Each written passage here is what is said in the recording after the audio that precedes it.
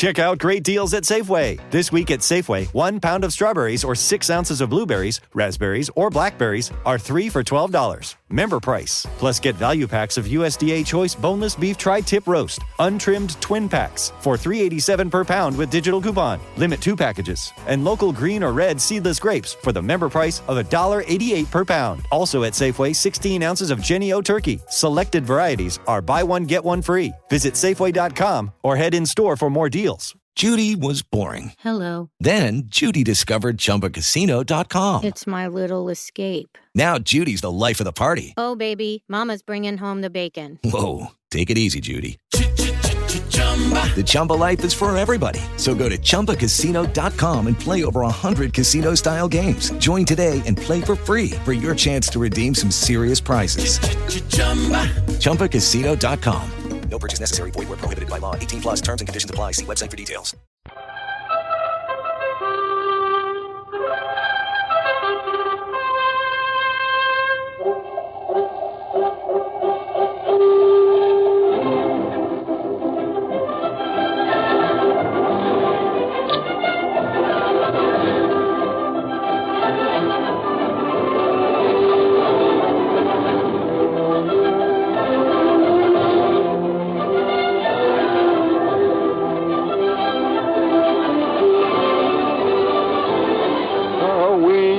Kings of Oriental, la ta ta ta ta ta ta. By George, it's Christmas Eve again.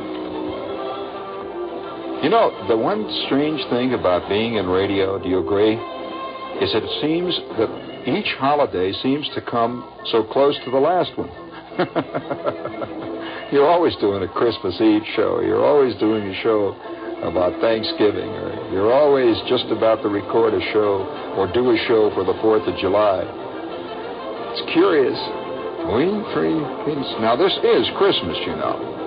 Absolutely, officially, and irrevocably. Bring it up, if you will, please.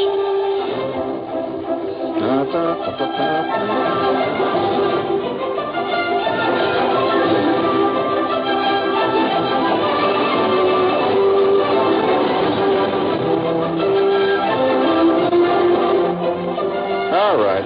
Okay, that's enough of that, you know. One good thing about doing a show as live and as free as a bird on Christmas Eve or any one of the major holidays is that you know darn well that you're almost alone. That very few people listen to the radio, and I hope they don't. I mean, I hope everybody has more to do than that.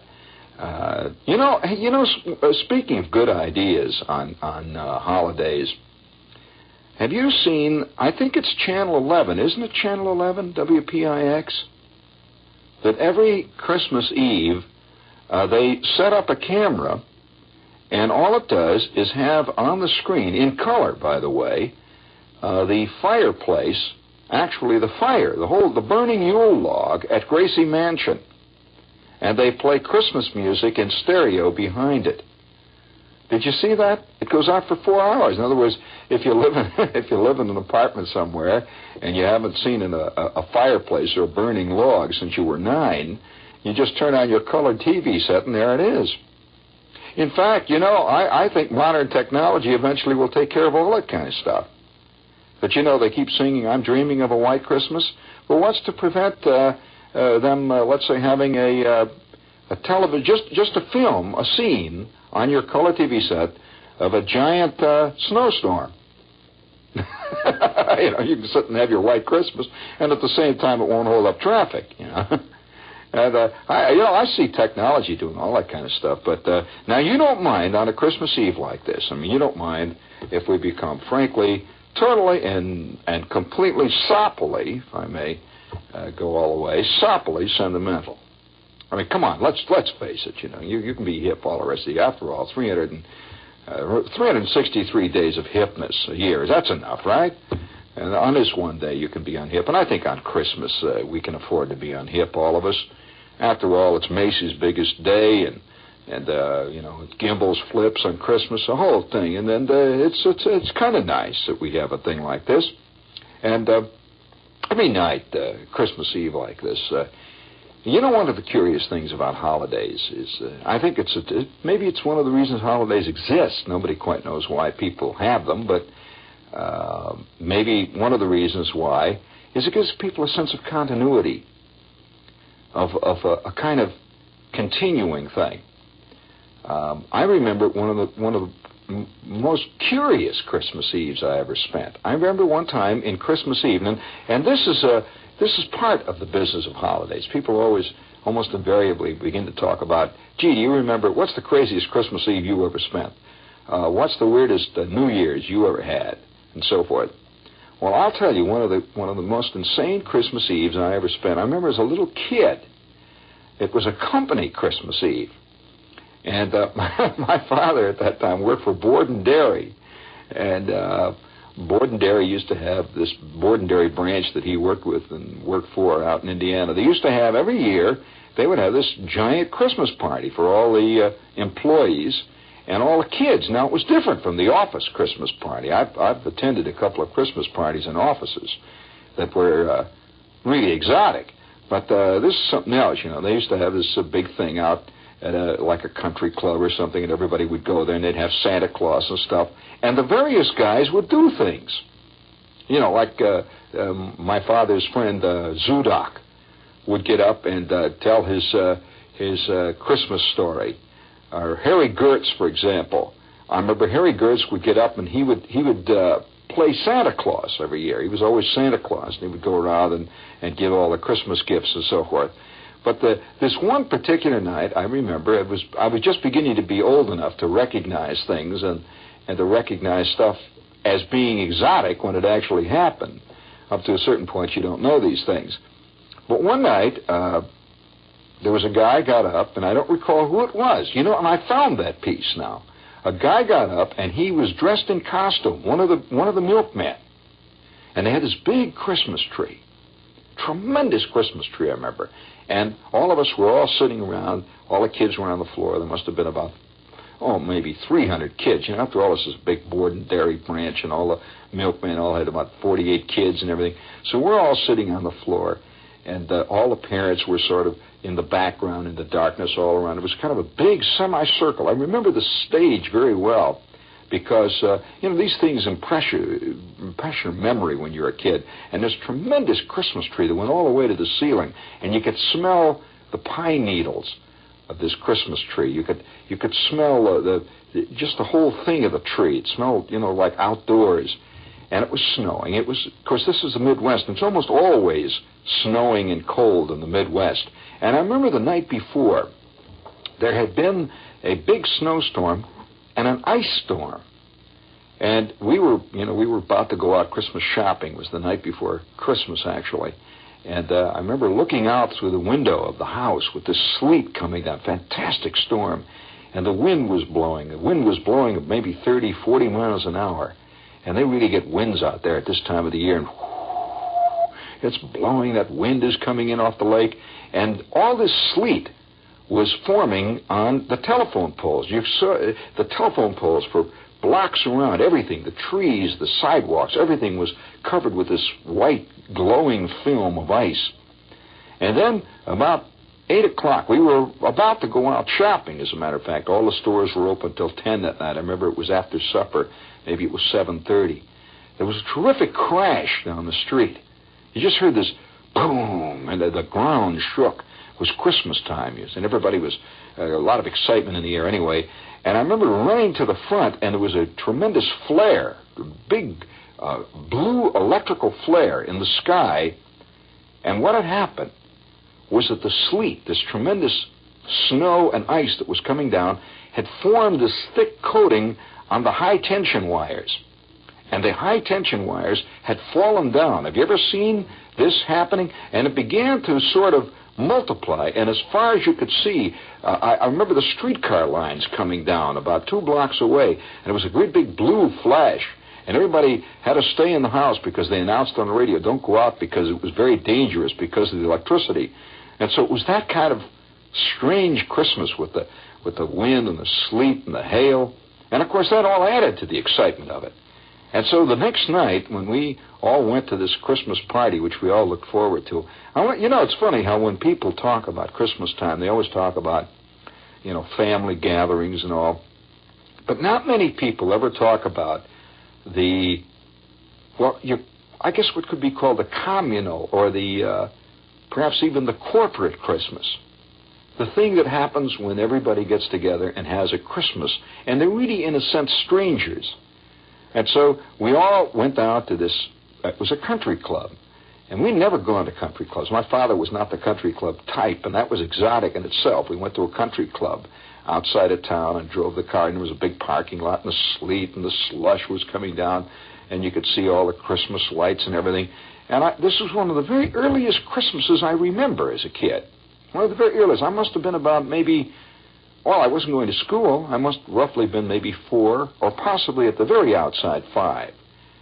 Can you, if you're, sitting out there listening now tonight, I don't care how old you are, even if you're only 10 and you're listening, looking back on your life, thinking back on that tunnel of memory, your life seems as long when you're 10 as when you're 100.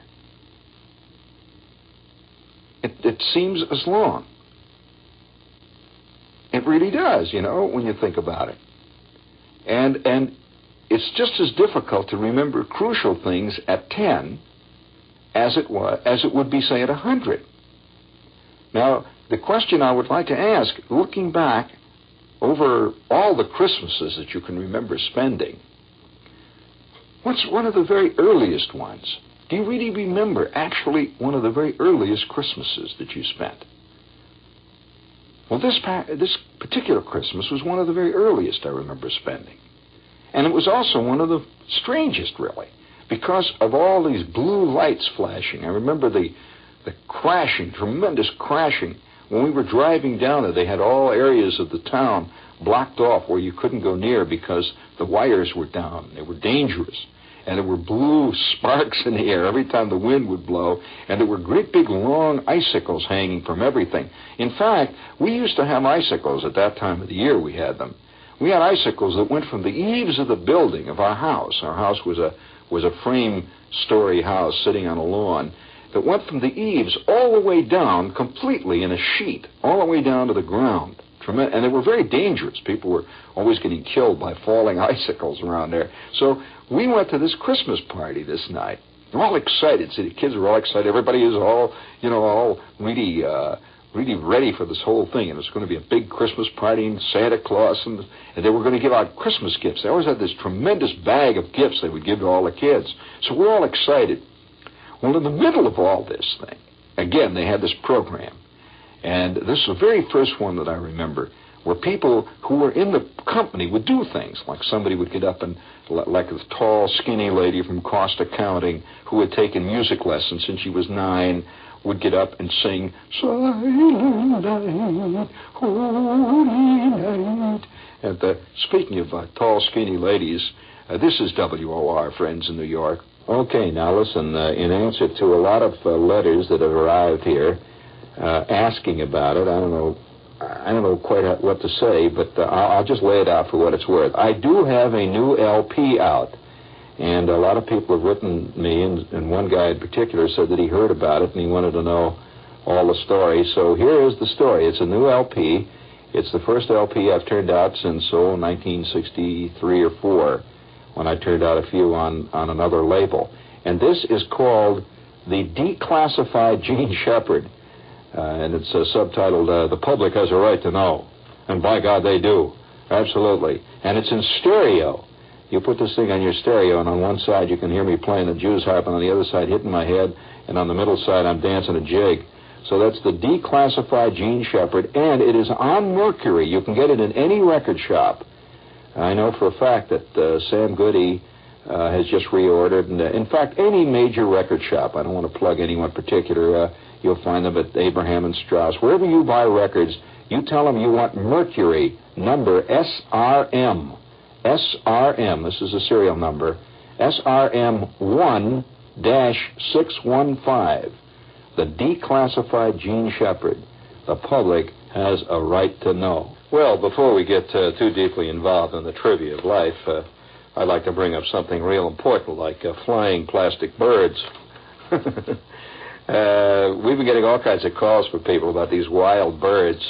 And they are flying. They really do. They're guaranteed to fly, and they fly about 600 feet, and they're operated with a rubber band. But what they are, what makes them really fascinating, is that they're genuinely an ornithopter, which means that it really does fly like a bird with the flapping of the wings.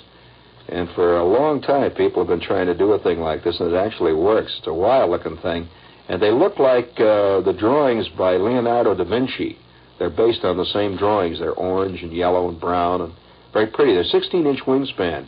And if you'd like to order one, just send your check or money order. They cost $3.98 each. Send check or money order to Flying Birds, Department S, Post Office Box 1909, Grand Central Station, New York, New York, 10017. I'll repeat the address, so don't call us. If you miss it, you'll have to listen again. It's Flying Birds, Department S, Post Office Box 199, Grand Central Station, New York, New York. Okay? $3.98, check or money order. And by the way, speaking of sending money, we'd like to point out to you that the WOR Christmas Fund is still swinging. And if you haven't contributed to this excellent charity, what it does is buy gifts for kids that are in hospitals in the New York area. Send your check or money order, whatever you'd care to send, to WOR Children's Christmas Fund. And the address is Box 710, which is cleverly our frequency. Box 710, Times Square Station, New York. All right, now if you'll give me a little of that guitar music, I'll call for it now. I'll give you the cue on this thing. We'll set up the mood here. And I looked for a long time. I looked for years. Not really seriously, but I was always kind of curious about this thing. And about 4 years ago, I came across it. What did I come across? Well, the first time that I was ever actually involved in something dramatic. And it was connected with Christmas. I remember sitting down on the floor with a lot of other kids. My kid brother is sitting there, and he's already whining because he figures he's not going to get what he wants for Christmas and all that stuff. And my old man has batted him around about 5 times to keep him from yelling. And now here we are with all these kids, and we're in this country club with Japanese lanterns with Santa Clauses all over them hanging from the ceiling with this tremendous Christmas tree in the corner. We were in the ballroom of the country club. And Santa Claus is about to come out in about half an hour maybe. And now they're having the program. And some lady gets up and sings Silent Night. And another lady gets up and tells the story of, and all through the house not a creature was stirring, not even a mouse. There's always somebody that does that. And then one of the strangest things I've ever seen on Christmas happen. Would you please, if you will, please, just to sneak a little of that background music in there, that soft little cheap guitar music. And by the way, I wonder how many people have gotten guitars for Christmas tonight that they'll plunk around on for about 3 or 4 days and then never play with again. Because they learn how hard it is to play. All right, let's set that mood there a little bit. We were all sitting around in this place. Quiet. Everybody was waiting. Some lady had sung a Silent Night, and the kids were starting to whine a little bit. And it was hot in this place, and you could smell the Christmas tree, and it was snowing out and kind of wet and cruddy out. It was just everybody was all here together, and they were all really comparatively strangers, except to my father, of course, who worked with all of them. And he was off in the distance someplace, so he wasn't even involved. It was just me and my kid brother and Zudok's kid. I remember the 3 of us were all sitting together. When all of a sudden, out of the darkness came one of the milkmen. But he was dressed in costume. And somebody played the piano. Another person sat down at the piano. And I was already, kind of bored. I didn't know what was going to happen. I didn't care, really. And the piano started to play. And this man stood up in front of the Christmas tree and looked at us for a long time while the piano was playing. And he was dressed in costume, a kind of a strange costume with a bowler hat, a derby. I never seen a derby except in cartoons before. And he had a derby hat, and he had on these kid gloves, and he had on a cane. Well, with him, sitting on a chair, I guess it was his kid, had come out, and there's this little kid sitting down there next to the Christmas tree, and he was wearing, you know those long black socks kids used to wear? He was wearing long black socks, and they were all torn, and he had this old torn suit, and he was wearing a cap, you know, the kind of Jackie Coogan type, big Skippy type cap, and he had dirt all over his face. The kid was in costume, see, it was an act. And it was the first moment of drama that I had ever seen that really pulled me in, and I want to tell you, it totally converted that Christmas party. He waited for a moment. The piano played, and then this man, whoever he was, one of the milkmen, started to speak in a very dramatic voice. A bootblack slept in a dry goods box, and the light, they had it all lit. You see this kid now, he's sleeping in a box. It's a sad little box over there under the Christmas tree. This kid is asleep in this box. And this man is talking now. The light faded out on his face, and you could just barely see him, and he's talking. And here's what he said. A bootblack slept in a dry goods box. Yes, and it was on Christmas Eve. Though all alone in his scanty home, in Santa Claus he did believe. And then the music played, and I'm sitting for it. I can see this kid. He's asleep in a box there, and he's a bootblack, but he believes in Santa Claus. He slept on rags and straw, then placed his little shoes outside, just as he hung his stocking up before his mother died. And I can hear all the kids next to me. And my kid brother sits up now, and here you see this little kid in this box. What a dramatic thing this was. Now listen to this now. They had it lit, you see, with like orange light. You see this little kid taking off these little old terrible shoes he had with the soles were hanging off, and he's taking them off, see, and he's putting them outside this packing box. And he says he put his shoes outside his little scanty house just as he had hung his stockings up before his mother died. And then the light got dim, and you could hear the music playing, and the kid went to sleep. And the man went on. He said, the night rolled on, and no Santa Claus came. No Santa came. But, and then you saw a dark figure go across the stage, but a thief crept soft and low, and he stole away those little shoes that were left standing in the snow. Sad, sad indeed to see the lad standing in the storm, alone, beside the empty dry goods box that served him as a home, and the look of disappointment. Santa Claus did him refuse. But saddest of all was to hear him call, Santa Claus, bring back my shoes. And so, in the darkness, this little kid said, Santa Claus, bring back my shoes. Bring back my shoes. And all of us kids are sitting there, and oh, good Lord. It was a fantastic moment. But a moment's time had scarcely passed. Check out great deals at Safeway. This week at Safeway, 1 pound of strawberries or 6 ounces of blueberries, raspberries, or blackberries are 3 for $12. Member price. Plus get value packs of USDA Choice Boneless Beef Tri-Tip Roast, untrimmed twin packs for $3.87 per pound with digital coupon. Limit 2 packages. And local green or red seedless grapes for the member price of $1.88 per pound. Also at Safeway, 16 ounces of Jenny O turkey. Selected varieties are buy one, get one free. Visit Safeway.com or head in store for more deals. Until I was beside the lad, and now this man who's doing the talking wearing the bowler hat with the kid gloves, he's over there now. You can see him talking. He's standing beside the little boy, and the boy's, bring back my shoes.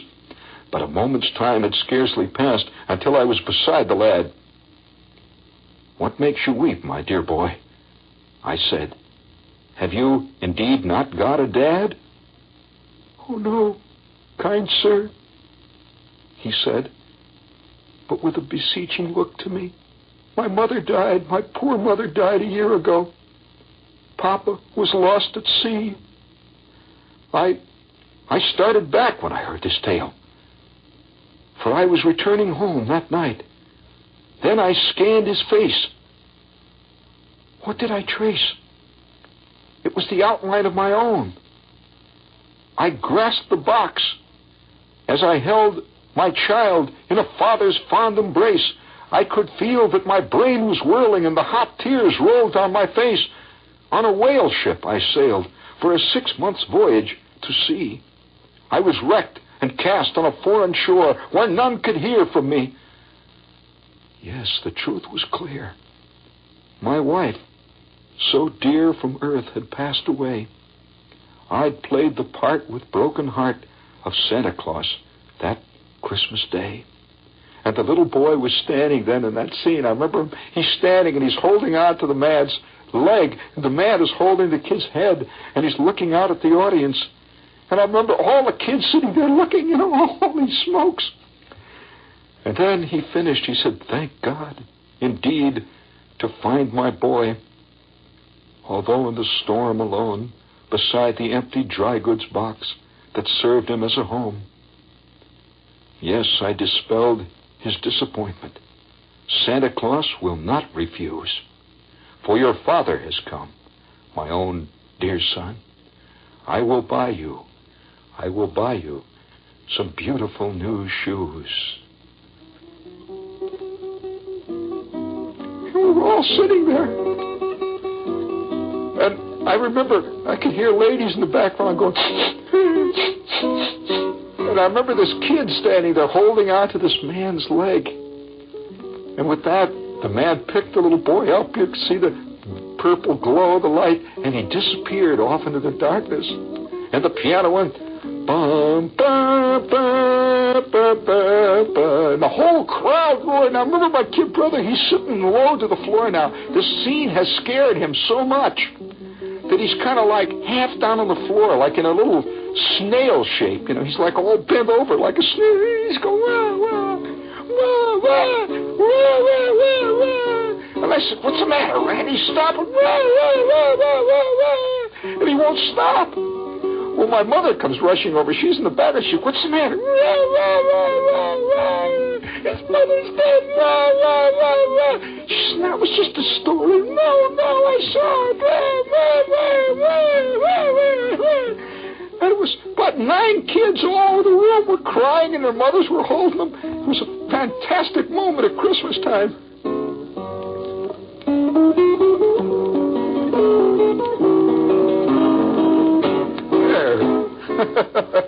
Now, isn't that a strange Christmas? Now, that is one of the earliest memories that I have of Christmas. And I remember this moment. I mean, it made it absolutely unforgettable. Now, that is true melodrama. Do you agree? and for a long time, I never really believed that I actually saw that. It always sort of hung in my mind, this thing. Well, it must have been, 4 or 5 years ago.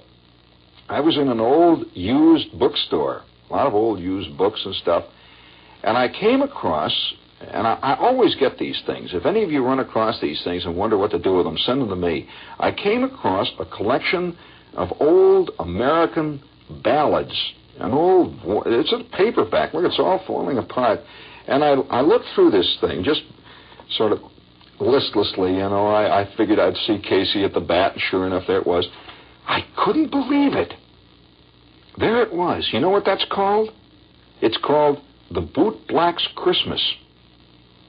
And it was written by somebody called Barney Mullally. I never heard of Barney Mullally. Barney Mullally. And listen to what the preface to this little story says. It says, years ago, without the complications of modern life, people were not afraid of the frankly sentimental. Tragedy in the old days was simple and understandable. A broken heart was just exactly that. And tears were not idle tears. here is one of the heartbreakers. And that was really and that was, of course, they did it for kind of, it was kind of fun, the way they did it that night. To the adults, I guess it was supposed to be fun. But to the kids, man, I'll tell you, there isn't a kid alive that does not react to that kind of melodrama. You can put it down, but at the same time, something deep inside you. Now, there have been a lot of interesting stuff written about Christmas along that line, and it generally revolves around kids. Now, I'm going to give you a real test now, if you think you know modern American literature. Here is a poem that was written by a modern American poet. And curiously enough, it doesn't sound very much at all like his usual work.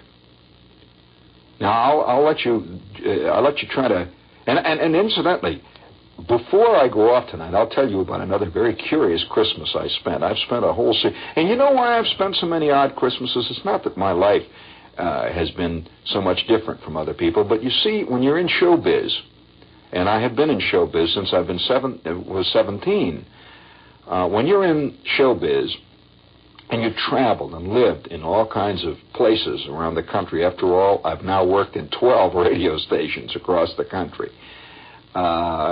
I've been in the Army. I was in the Army for 3 or 4 years. You tend to spend a lot of major holidays in very exotic situations, far from the normal situation that the average person spends his Christmases. The average person probably spends his Christmas at home with his family, which is the way it should be. But the very few people in the theater or in showbiz have ever really been able to do that. And so we tend to have had exotic Christmases that go beyond the ones that the average person has spent. Now, I'll give you a test, a literary test tonight, if you're sitting out there. Do you want to hear a really charming little Christmas poem? Give me a little more of that lovely cheap guitar music. We'll set up the mood here. This is called The Boy Who Laughed at Santa Claus. Now, you see, the first one you heard is the story of the boy who believed in Santa Claus. And now this is the story of the boy who laughed at Santa Claus. In Baltimore, there lived a boy. He wasn't anybody's joy. Although his name was Jabez Dawes, his character was full of flaws. In school, he never led his classes. He hid old ladies' reading glasses. His mouth was open when he chewed, and elbows to the table glued. He stole the milk of hungry kittens and walked through doors marked "No Admittance." You know why? He said he acted thus because there wasn't any Santa Claus. Another trick that tickled Jabez was crying "boo" at little babies.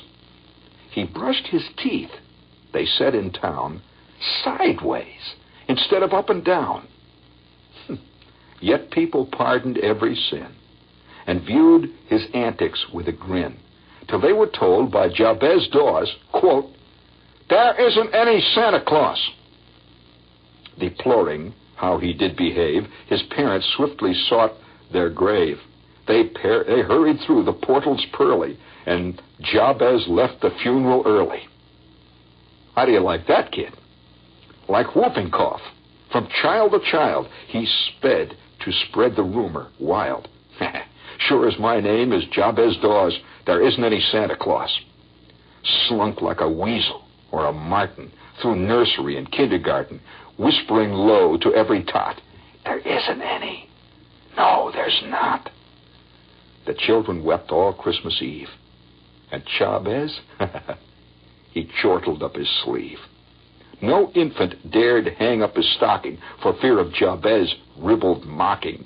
He sprawled on his untidy bed, fresh malice dancing in his head. When presently, with scalp a tinkling, Jabez heard a distant jingling. He heard the crunch of sleigh and hoof crisply alighting on the roof. What good to rise and bar the door? No! A shower of soot was on the floor. What was beheld by Jabez Dawes? The fireplace, full of Santa Claus. Then Jabez fell upon his knees with cries of "Don't!" and "Pretty please." He howled, "I don't know where you read it, but somehow I never said it. No, I didn't." Jabez, replied the angry saint. Jabez, it isn't I. It's you who ain't. Although there is Santa Claus. There is Santa Claus. There isn't any Jabez Dawes, said Jabez then with impotent vim. Oh, yes, there is. Oh, yeah, and I am him. Your magic don't scare me, it don't. And suddenly, he found he wasn't. From grimy feet to unkempt locks, Jabez became a jack-in-the-box. An ugly, vastly ghastly jack in Santa Claus's bulging pack. Yeah, just thought you ought to know, kid, if you're getting smart out there. The neighbors heard his mournful squeal. They searched for him, but let's be frank about it, not with zeal. No trace was found of Jabez Dawes, which, incidentally, led to thunderous applause. And people drank a loving cup and went and hung their stockings up. Now remember that. All of you who sneer at Santa Claus, beware the fate of Jabez Dawes, the saucy boy who mocked the saint. Donder and Blitzen licked off his paint.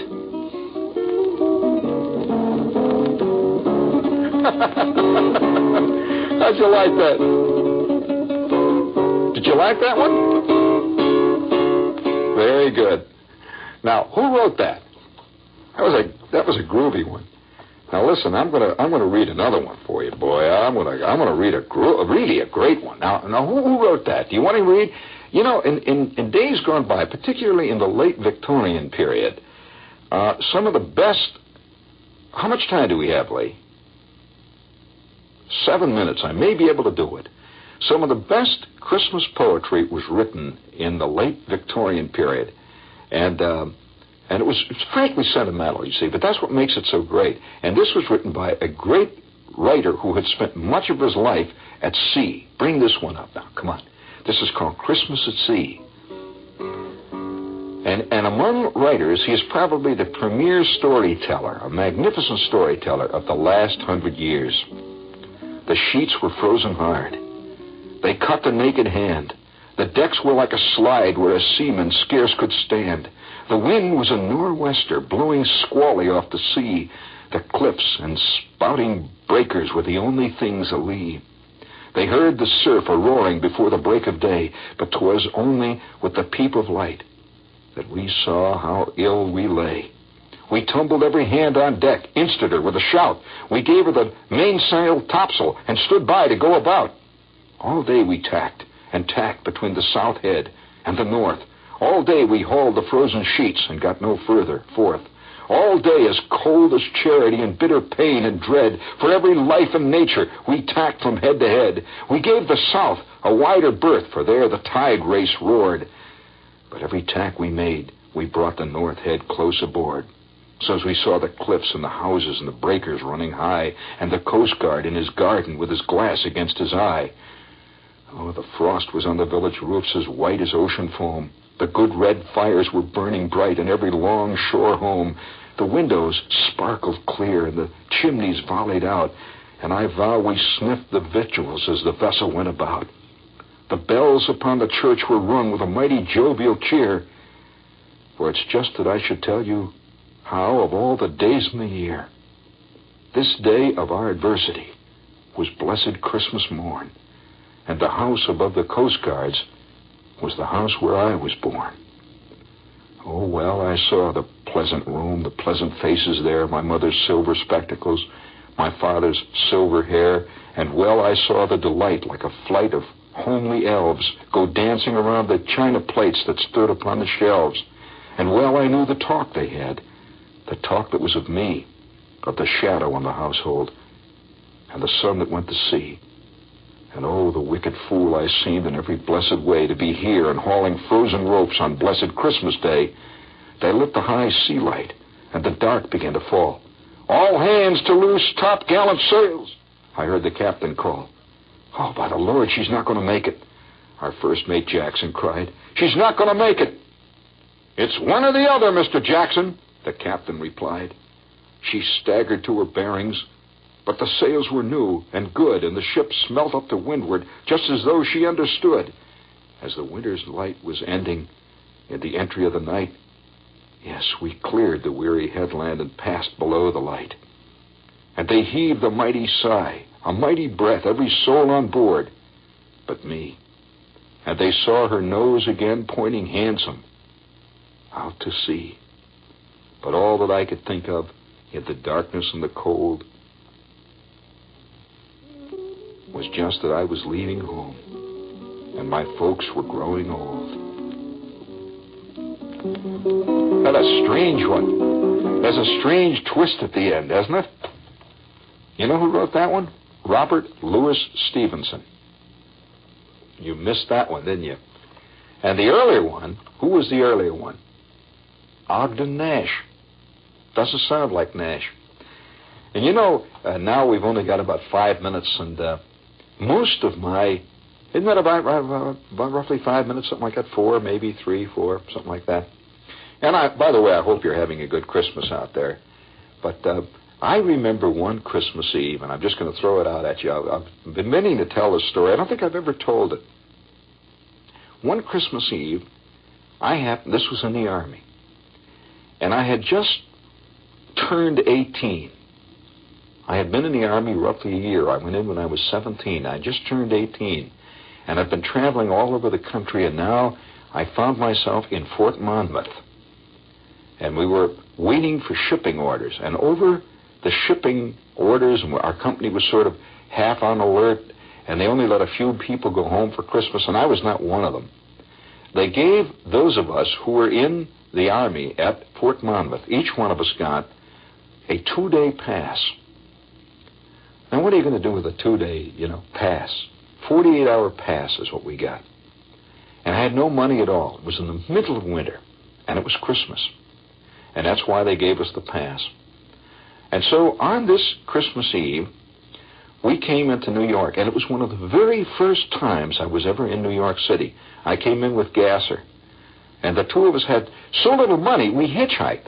I can remember hitchhiking in from Red Bank, New Jersey, coming in over the Garden State Parkway and all that, and finally into New York City. And we finally got a place to stay. We slept in the swimming pool at the Henry Hudson Hotel. And it was Christmas Eve. And man, was it cold and windy. And so we got our place to stay. We got everything all packed up, and we went out on the town to see what we could do. And the one place we went, because we were broke, and it was the only time I was ever there, on a Christmas Eve, was the famous Stage Door Canteen. Have you ever heard of the Stage Door Canteen? Well, it was Christmas Eve. Stage Door Canteen, Isn't it, they always show these things so romantic in movies and that. But actually, this is the way it really was. It was Christmas Eve, it was cold and wet, and the wind was blowing. And we asked a cop in Times Square, where is the Stage Door Canteen? And he pointed over to us. It was a little bit west of Times Square. I think it was on 44th, I'm not sure. And we went over this place. The wind is blowing. It's a little red door on the side of this building. It didn't at all look like the movies. We opened the door, and here's a whole line of GIs waiting to go down into this place. And we fell in line. And we stood in there with our clothes wet, and you could smell the dampness and the perspiration. And as we moved down the line, they gave each one of us a ticket. And the ticket was good for our food. And now we're down in the main hall. It was down below. It was not a hall. It was like a sunken kind of a cavern. And it was dark, and somebody was up there singing songs, children's songs. Do you know who it was? I'll never forget this. The singing lady. The singing lady, of all people, entertaining the GIs, singing Christmas songs.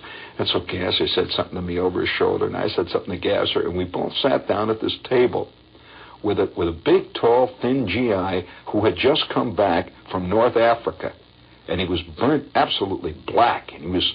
had the hollow look of a GI who's seen far too much combat. He sat next to us, and the three of us sat at this table, little tiny table. It was about the size of a ping pong ball, with our feet stuck under, all of us wearing our uniforms, and we had picked up our food. Each one of us had a sandwich. They gave us tuna salad sandwiches on Christmas Eve, and two donuts and a cup of coffee. And we're sitting there, and the singing lady is singing Silent Night. It's an eerie Christmas. Well, a man came over to our table, a civilian.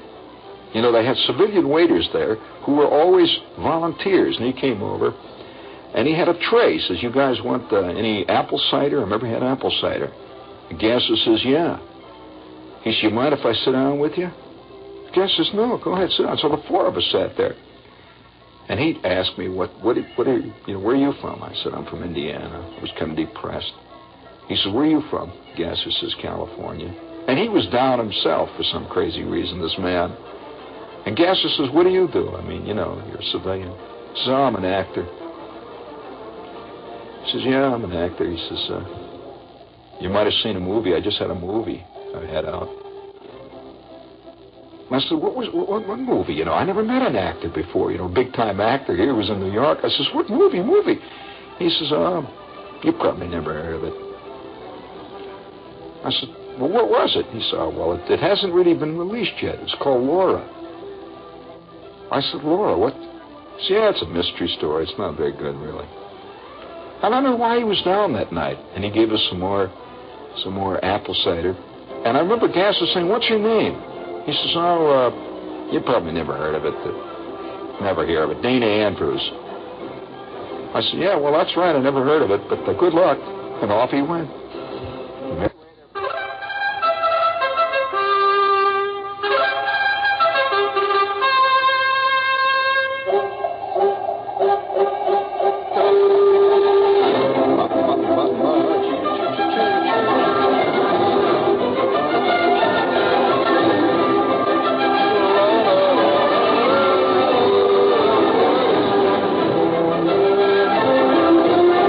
Check out great deals at Safeway. This week at Safeway, 1 pound of strawberries or 6 ounces of blueberries, raspberries, or blackberries are 3 for $12. Member price. Plus get value packs of USDA Choice boneless beef tri-tip roast, untrimmed twin packs for $3.87 per pound with digital coupon. Limit 2 packages. And local green or red seedless grapes for the member price of $1.88 per pound. Also at Safeway, 16 ounces of Jennie-O turkey. Selected varieties are buy one, get one free. Visit Safeway.com or head in store for more deals. Okay, round 2. Name something that's not boring. A laundry? Ooh, a book club. Computer solitaire, huh? Sorry, we were looking for Chumba Casino. That's right. ChumbaCasino.com has over 100 casino-style games. Join today and play for free for your chance to redeem some serious prizes. ChumbaCasino.com. No purchase necessary. Void where prohibited by law. 18+ terms and conditions apply. See website for details.